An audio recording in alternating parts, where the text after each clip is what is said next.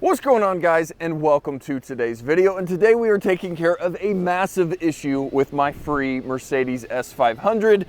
Now, are we taking care of the pretty aggressive engine oil leaks that are absolutely painting the driveway? No, not today. It does look like the valve covers are leaking pretty decently on this thing. We will need to address those in the future, but that's not very cool and exciting. But today we are taking care of the wheels. Now, no, there's nothing really wrong with the wheels, but when I won this car from Hoovies, that night I was scrolling, looking at, researching stuff online about the W140 chassis and the S500, and of course scrolled across the 18-inch monoblock AMG wheels. I believe you could have optioned them on the S600. You guys, I'm sure, can correct me. But of course, this car had the standard 16 by 7.5 inch S500 wheels. They are in decent-ish shape.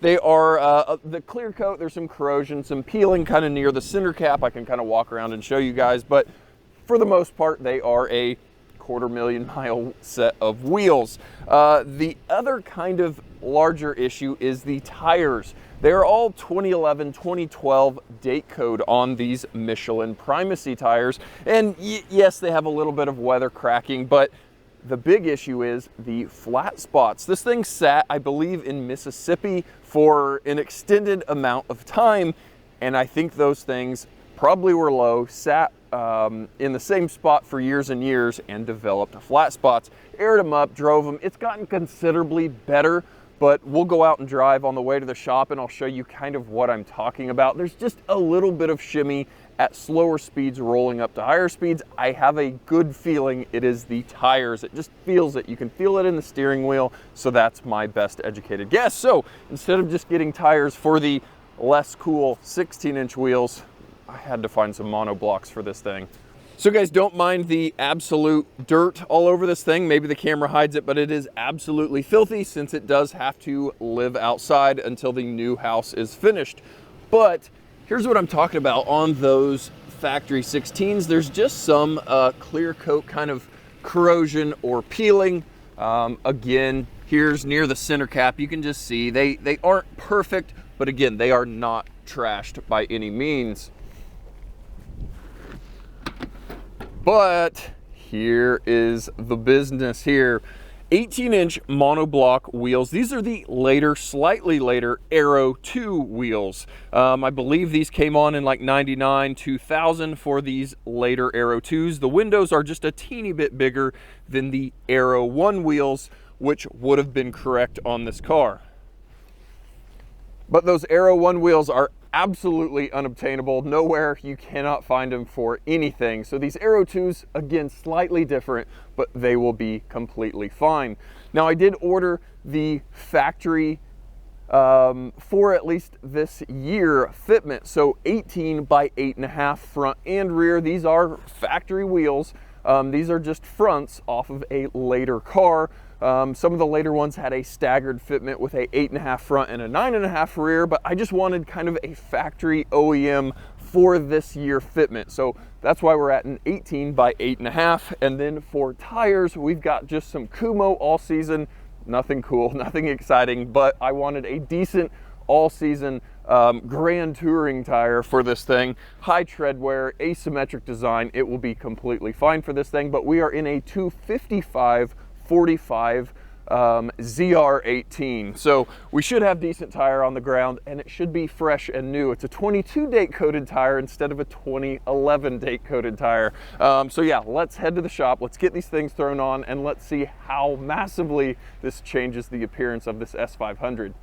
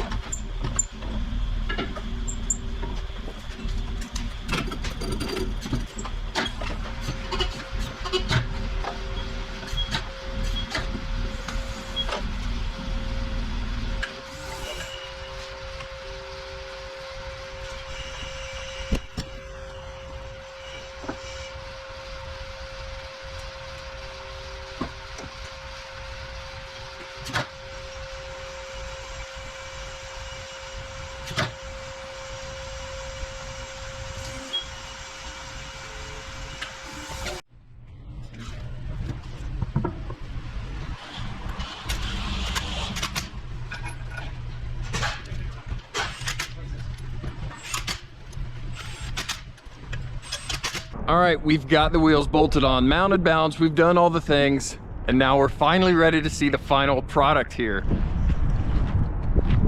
And look how much better it looks, guys.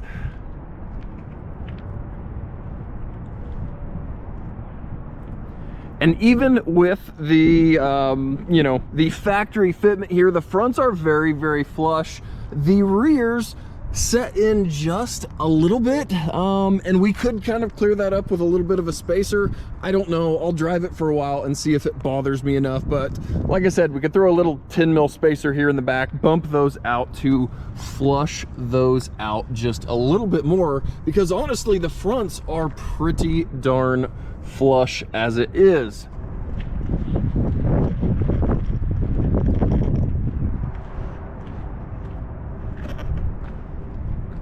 But to me, that makes it look years newer, just a lot more larger wheel and tire package, I guess. Overall height obviously isn't any different, but we've got a little more width on the ground and obviously 2 more inches of wheel there in the wheel well. It just looks a little more modern, I guess. I don't know. You guys know what I mean. It looks newer, looks fresher, and of course those wheels being refinished are very nice and tidy right now. They aren't peeling, aren't tired, so that is a big, huge benefit. Also, another thing, since they are OEM wheels, those factory center caps clipped right in, and the factory lug bolts obviously worked with those wheels since they are of the era Mercedes wheel. So everything just went on like it should, since it is an OEM wheel versus some aftermarket replica, reproduction, something that doesn't quite fit how it should. Now, I guess last but not least, this has absolutely nothing to do with this video, but the title, my Bulletproof Mercedes. I didn't really talk anything about that in this video. I've got the copy of the original window sticker here, which we kind of looked over in a previous video. And for some reason, I never really glanced at the options that closely. I just looked at the total retail price. Originally knew this thing was $125,000. And that does sound pretty outrageous in 1997, but you know, it's a Mercedes S500. That's what they obviously went for.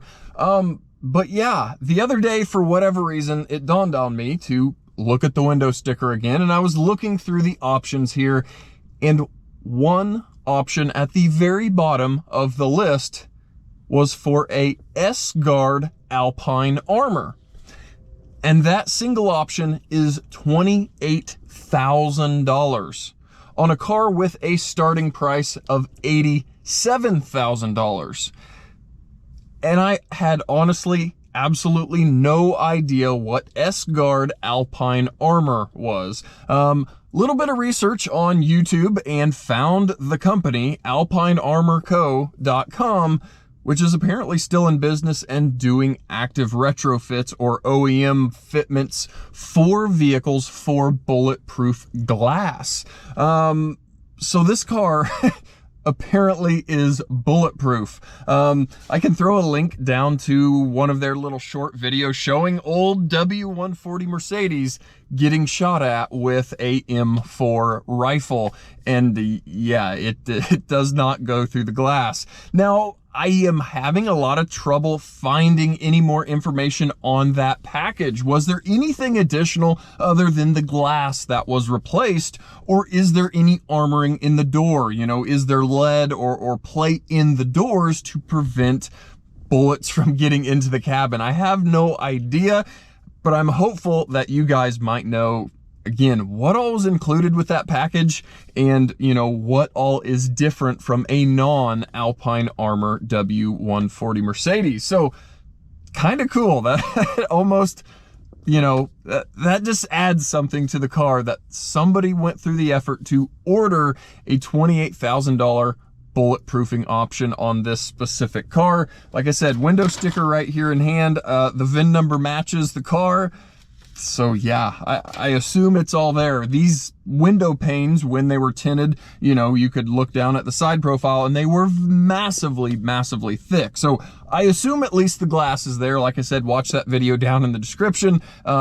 It gets shot at and bad things don't happen. I mean, obviously the outside pane breaks, but that's probably what's supposed to happen. So yeah, I've got a Bulletproof free Mercedes now, and now we are on proper AMG wheels, and man, to me, it looks so much better. It looks correct. It adds a little more sportiness to this that I didn't really see before with those smaller 16s. You know, the car screamed luxury to me before, but now with those 18 AMG wheels, it does, to me, look a little more sporty, aggressive, whatever word you want to say. It just has a little more extra to the look, guys. So thanks for coming out with the Mercedes into the shop, mounting up some tires, and hopefully next time we'll actually be fixing something on the car instead of just spending money on some cool looking appearance thing.